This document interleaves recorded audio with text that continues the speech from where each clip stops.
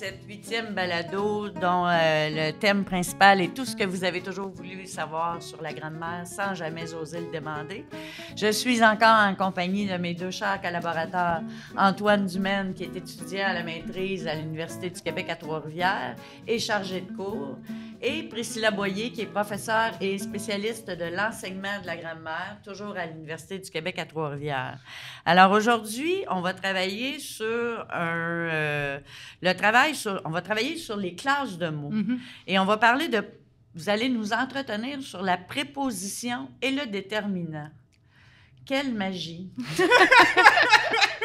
Pourquoi avoir choisi ça, hein? Ben oui, c'est ça. Pourquoi vous avez choisi ces classes de mots-là? Je ne sais pas si vous vous rappelez, dans des balados précédentes, j'avais insisté sur le fait que lorsqu'on enseigne des notions de grammaire, il faut penser à enseigner des notions ensemble.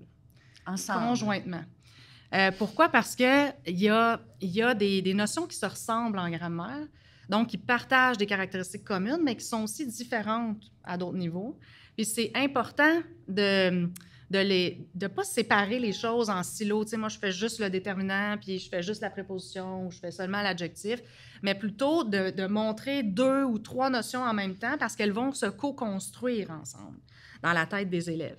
Donc, on essaie, en faisant ça, de choisir des notions qui sont similaires, donc qui vont partager des traits communs et qui, à cause de ça, vont confondre les élèves, donc ils ont de la difficulté à les distinguer. Mais on veut les aider à voir vraiment les différences entre ces deux notions-là. Fait que c'est comme ça, dans le fond, qu'on enseigne les classes de mots.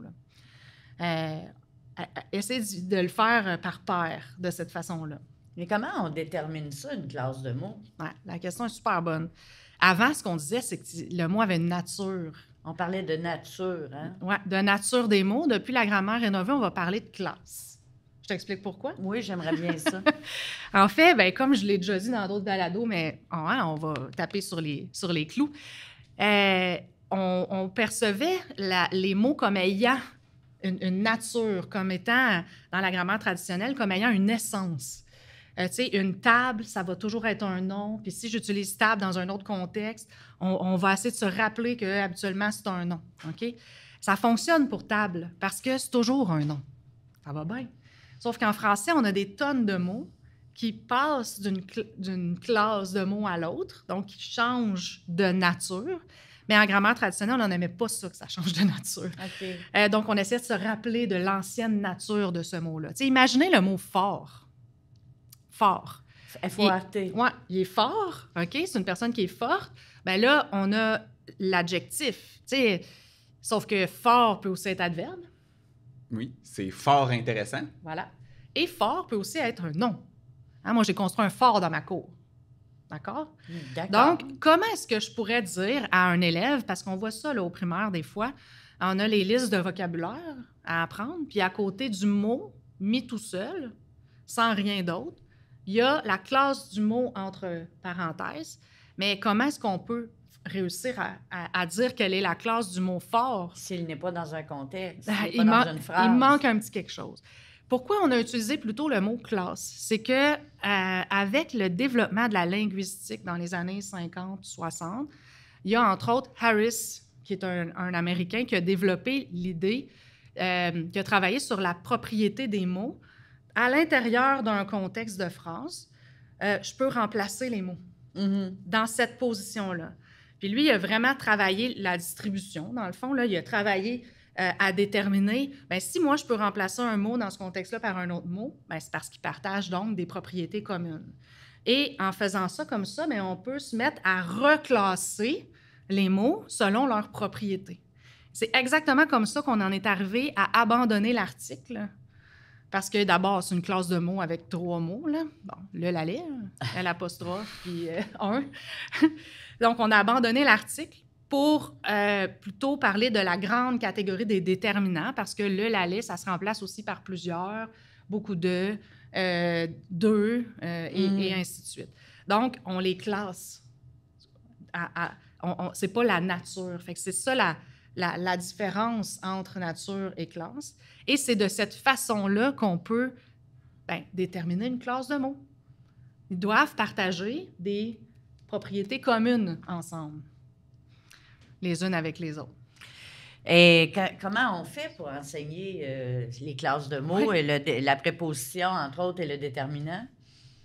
On va d'abord commencer par travailler le déterminant, parce que, tu sais, du moment qu'on se met à travailler le nom, on va aller jouer avec cette notion-là qui est quand même rapide. Puis si on revient avec le principe de substitution dans un contexte de phrase, bien, le déterminant se remplace super bien. On l'a vu, là, on peut prendre le, la, les, plusieurs, puis avec ces 4 mots-là, bien, dans un contexte de phrase, on va aller jouer. Est-ce que je suis capable de le remplacer ou pas? Ça va me donner quand même un indicateur important, savoir est-ce que j'ai un déterminant ou pas. Du moment que ça, c'est fait, puis ça fonctionne pas. Tu sais, le chien de mon voisin, le chien, mon voisin, OK, ça ne fonctionne pas. J'ai encore un petit mot de près d'un nom.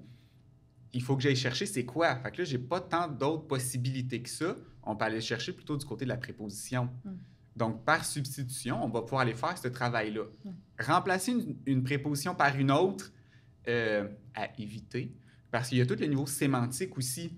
Si c'est après, ben remplacer ça par avant ou par sur. Peut-être que là, ma phrase ne fonctionnera plus. Oui, syntaxiquement va fonctionner, mais grammaticalement ou sémantiquement, le sens ne fonctionnera pas. Fait que là, on n'a peut-être pas l'impression que c'est la bonne classe de mots.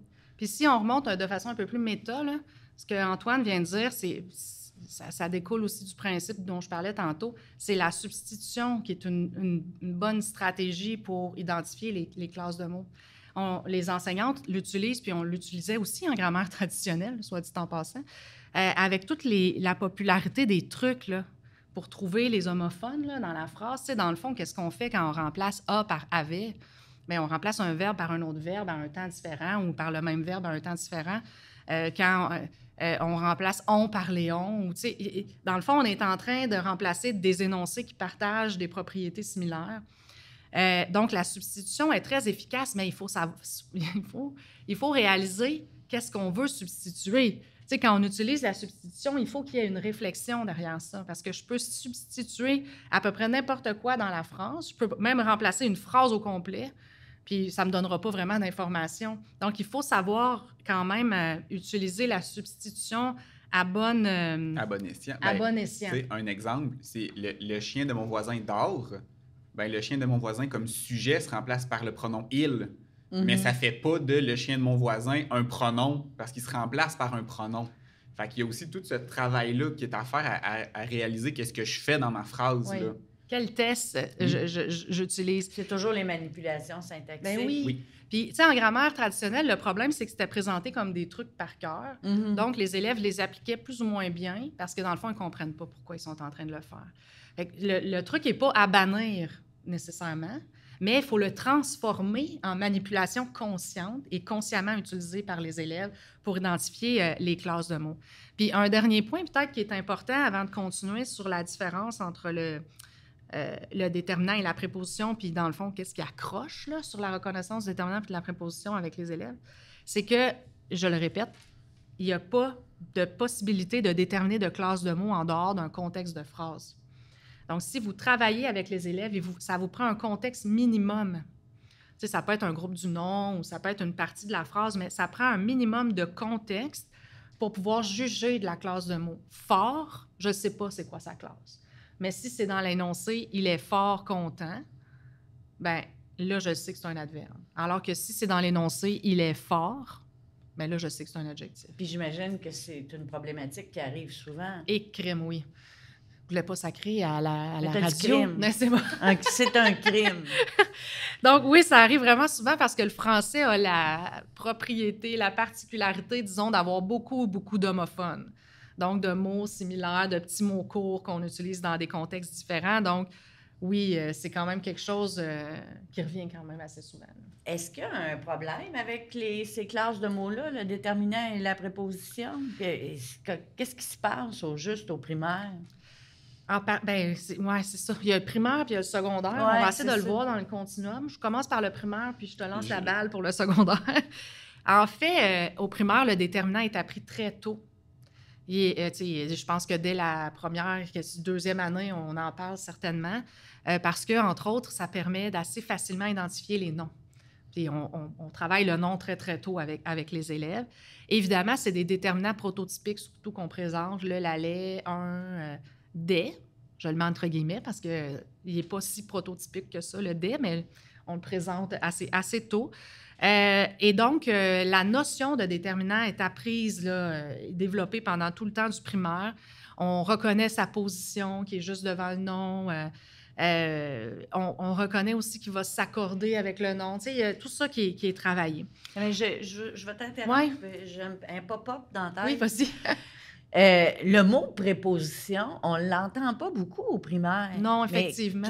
Pourquoi on a peur de prononcer préposition, mais déterminant, ça va? Oui, je ne comprends pas. En fait, dans la proposition de la progression des apprentissages, on évite de parler de la préposition, on la garde pour le secondaire. C'est vrai que ce n'est pas une notion qui est facile à comprendre. Malheureusement, elle est dans toutes les phrases. Ben oui. Donc, ne pas l'aborder en 5e ou en 6e année, les enseignantes tournent pas mal autour du pot pour ne pas en parler parce que Colin est à peu près là dans toutes les phrases. Et en plus, on la retrouve dans des déterminants contractés ou dans des propositions contractées qu'on a en français et qu'on utilise abondamment, là, comme le O, A-U-X, A-U, le DE, qui est un de-lait, mais qui est transformé en DE, le du, etc. Donc, c'est dommage parce qu'elles sont omniprésentes malgré tout au primaire, mais c'est sûr qu'un élève de 3e, 4e année n'a pas une maturité assez grande en grammaire pour l'aborder. Mais la 6e année, là, on pourrait commencer à entrer dans cette distinction-là entre la préposition et le déterminant. Le problème étant que, d'une part, sont dans toutes les phrases et d'autre part, sont où les prépositions? Ça le dit. Préposition. Préposition. Donc, ça se place devant quelque chose et souvent, ça se place devant des GN ou des groupes pronominaux ou des groupes du verbe. Verbal. Mais on me dit qu'on a 10 minutes. 10 minutes, tout le monde. Ça m'a déconcentré, mais c'est pas grave, on continue. Donc, préposition. Et le problème, c'est que les élèves le confondent avec le déterminant. Puis à ce moment-là, ils n'arrivent pas à bien les distinguer entre les deux. OK. Puis au secondaire, ben là, on peut commencer à faire un travail peut-être un peu plus avancé. Puis là, on tombe aussi un peu plus dans la syntaxe de nos phrases, là, parce que la préposition, on vient jouer sur plusieurs plans. Syntaxiquement, on l'a dit, elle est partout, elle introduit plein de groupes, elle est dans à peu près toutes les fonctions, toutes les notions de complément, là. Complément du nom, complément de phrase, complément de l'adjectif, complément indirect, probablement j'en oubliais d'autres, complément du pronom, etc. Ça passe, entre autres, par la préposition qui introduit, des groupes prépositionnels. Ensuite, souvent, des fois, des erreurs de syntaxe, ça peut être le sens. Hey, j'ai utilisé la bonne préposition au bon endroit. Est-ce qu'elle est présente? Tout ce qui est coordonné, là, je pense à toi et à moi. Est-ce qu'elle est là partout ou pas? Il faut que ça doit se travailler, ça doit s'enseigner. Si on se met à parler de complément indirect du verbe, ça va être le prototype de CI, c'est un groupe prépositionnel avec à ou avec de. Donc là, on va aller jouer aussi sur cette notion-là. Un complément de phrase, c'est souvent aussi un groupe prépositionnel. Puis on a fait une balado pour les distinguer, mais on se retrouve avec la même notion 2 fois à 2 positions différentes. Donc, rendu là au secondaire, on va quand même aller chercher quelque chose d'un peu plus pointu avec notre progression, là, selon les fonctions qu'elles font. Où est-ce qu'on les place? Est-ce qu'elles ont le bon sens dans notre contexte? Mm-hmm. Puis on va même pouvoir aller les distinguer avec d'autres classes de mots. Parce que, tu sais, dire à des élèves préposition, conjonction, adverbe, là, c'est compliqué parce que c'est tous les petits mots. Oui. C'est ça, et c'est pas des mots valises. Oui, c'est ça. Puis c'est pas des mots sémantiquement pleins comme table, tableau, chaise. C'est pas des mots qu'on peut facilement visualiser. C'est des mots qui servent beaucoup la syntaxe, qui servent à établir des liens. Et la préposition, son rôle, c'est ça, c'est d'introduire un groupe. Tu sais, dans le fond, il est lui-même forcément un complément de quelque chose. Donc, c'est l'indice qu'on se retrouve à avoir un complément dans la phrase. Et Dieu seul sait qu'on en a des compléments en français. On utilise beaucoup cette structure-là. Donc, c'est essentiel de l'aborder. Malheureusement, ce qu'on constate, puis on le voit là, dans nos cours à l'université, quand on demande c'est quoi une préposition aux étudiants, on a le droit à une chanson. À 2%, blablabla. Oui, là. selon l'air de C'est la mère Michel, là, à, après, avant, je la chanterai pas, mais tu sais, à, après, avant, avec, chez, contre, mais du moment qu'on leur met des mots qui ne fait pas partie de la phrase ou qui est à la fin de la chanson, là, tu sais, plus ça va, plus on finit par en oublier, ben là, on n'a pas la réflexion qui va avec. On essaie juste de poser. Ben ça, c'est une préposition parce que c'est un des mots. Fait qu'on retombe quasiment à une nature, là. Exactement. Ce mot-là, peu importe le contexte, devrait être une préposition. Non. Ben non. C'est pas ça. Tu sais, un de, à 2%, c'est le deuxième mot de la toune, là. Un de, ben, ça peut aussi être un déterminant seulement. Il peut Alors, faire c'est partie... encore une fois dans ton contexte Oui. de phrase que tu peux faire la différence. Exactement. Quand on est en train d'apprendre par cœur des listes, qu'est-ce qu'on fait? Ben, on est en train de sortir les mots de son contexte. Mm. Or, c'est dans le contexte qu'on devrait déterminer si oui ou non c'est une préposition. J'ai un excellent exemple de ça pour la conjonction. Si vous ouvrez un dictionnaire Robert quelconque, Larousse, même, je pense, Antidote, vous allez voir le mot « comme ». Comme. Oui, Antidote aussi. Oui, je sais. C'est un problème, là, les gens qui sont derrière Antidote, il faut corriger ça. Usito le fait pas, Usito le présente comme je vais le présenter maintenant. On regarde comme, c'est quoi la classe de ce mot-là, et on retrouve que comme, c'est une conjonction. Or, une conjonction, ce que c'est censé faire, c'est réunir deux éléments ensemble. Puis, on va même plus loin. On dit que c'est une conjonction de subordination. Ça veut dire qu'il réunirait une phrase matrice avec une subordonnée. C'est une façon de lier une subordonnée. Comme un chef, hein, il a fait ça comme un chef. Bien, moi, si j'analyse les mots avec des élèves, là, c'est comme un chef. Moi, j'ai pas de subordonnée ici, là. Mais non. Non. Il n'y a pas de verbe, là. J'ai pas de P2, il n'y a rien qui... Je ne vais pas inventer une P2 qui n'existe pas, là. Comme est un chef, ou je ne sais pas trop, là, les espèces de phrases sous-entendues. Avec des élèves, des phrases sous-entendues, ils ont déjà de la misère avec ce qu'ils ont sous les yeux, et on ne va pas aller inventer des affaires qui n'existent pas. Comme un chef, qu'est-ce que j'ai? J'ai chef, qui est un nom. Il se trouve que un est devant, bien, un, c'est mon déterminant, je peux le remplacer par le, les, plusieurs, etc. Puis j'ai un petit mot qui introduit mon GN, qui est comme. Donc, qu'est-ce que j'ai dans le fond comme? Bien, comme, c'est une préposition. Donc, tout le temps. Ben, dans ce cas-ci, dans cet énoncé-là... Mais pas tout le temps. Pas tout le temps. C'est ça. Mais dans cet énoncé-là, c'en est un. Or, si on ouvre les ouvrages, ben, ils ne sont pas mis à jour de cette façon-là. Je comprends bien. Puis là, c'est écrit la nature du mot, une conjonction de subordination, alors que où est la subordonnée? Elle n'est pas là. Alors, c'est ça que ça permet de faire quand on fait un travail plus formel, avec des manipulations à la portée des élèves. Il ne faut pas oublier qu'on n'est pas linguistes, nous autres, là. Le but, c'est de travailler avec des élèves pour les aider à apprendre la langue, là. Bien, la préposition, il faut la comprendre pour pouvoir bien l'analyser, comme dans ce contexte-là. Mais tantôt, hors d'onde, vous vouliez parler de devant et de devant. Devant elle. Oui, puis tu sais, les notions avant ou après, là, selon le contexte, parce que là, on se retrouve avec deux autres classes de mots. Si on a appris la liste, bien, on sait qu'avant et après, par exemple, ce sont deux prépositions. Sauf que si on se réfère à c'est quoi une préposition, c'est un mot qui introduit un autre groupe. Mais si je dis avant, elle était dans telle salle. Excellent exemple. Avant, virgule. Là, pour ça à la maison. Avant, virgule. Bien là, j'ai un mot, seul. Une préposition devrait avoir une expansion. Une préposition, ça ne s'efface pas. Je pourrais juste dire elle était dans cette salle. Là, avant vient de débarrasser, seul. Je me retrouve avec un adverbe ici, mais pourtant, il est dans ma liste de prépositions à retenir. Après, va faire la même chose. Donc, un même mot, oui, déterminant, préposition, conjonction, préposition, mais adverbe, préposition. Et là, c'est par nos manipulations syntaxiques en contexte de phrase qu'on va arriver à cibler ce qu'on a là. Puis comment on le ferait, ça? Bien, on prendrait des mots qui sont pareils, avant, devant, j'en oublie plein, après, bon, etc. J'en prends plein. Je les mets dans des phrases où ils sont accompagnés d'un autre groupe. Avant elle, avant ma mère, après le vote. Bon. Et de l'autre côté, j'enlève les groupes. Donc, c'est avant, je pensais ça, maintenant, je pense autre chose.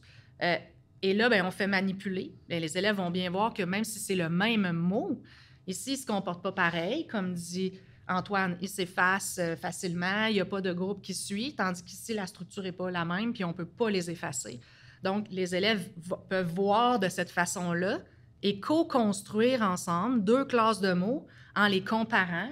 Ils ont des similarités, c'est le même mot écrit, mais ils ont des différences au niveau de leur position puis de leur structure. C'est une belle petite façon de le travailler. Je te dirais peut-être plus au niveau secondaire parce que c'est la notion d'adverbe puis préposition qui est davantage vue au niveau secondaire.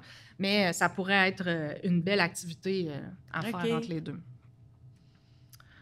Voilà. Antoine, et pour le mot de la fin, tu voulais nous parler de la C'est dur à dire, hein? Pronominalisation. La pronominalisation des CI au secondaire. Ben après ça, c'est parce que quand on se met... Je retombe dans mon champ. Quand on se met à parler de préposition, il y a 2 cas de figure avec lesquels, on va travailler le groupe prépositionnel. Complément indirect, si on revient avec la balado sur le participe passé, tout ce qui est complément du verbe, ben il faut aller le gérer, ça. Je remarque ma préposition, probablement un CI, va se pronominaliser d'une certaine façon.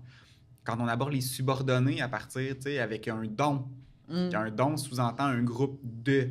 Tout ce qui est avec lequel, où là, on a décontracté lequel, duquel, auquel, mais aussi tout ce qui va se déplacer avec pour lequel, sans lequel, où on a cette préposition-là qu'on doit reconnaître dans notre phrase, soit qui devient contractée à l'intérieur du pronom relatif, soit qui doit suivre. C'est une façon de gérer la préposition qui va être en syntaxe, mais qui doit se travailler au secondaire. Elle est comme plus visible, la préposition. Oui. Quand je dis je parle à mes amis, je parle à mes amis, je la reconnais, la préposition, ça peut être plus facile. Mais si je dis je leur parle, il n'a plus de « à ». Mais pourtant, il est là, il est dans le « leur ». Ouais. Donc, mon « leur », qui est le pronom, remplace, lui, un groupe prépositionnel à ce moment-là. Donc, c'est moins évident pour les élèves de reconnaître qu'il y avait une préposition qui n'est plus là, elle a disparu. Fait que ça, c'est des notions d'avantage de secondaire qu'on va commencer à peaufiner, travailler, mais c'est aussi des erreurs que les élèves font. Donc, on va essayer de les aider à identifier ça.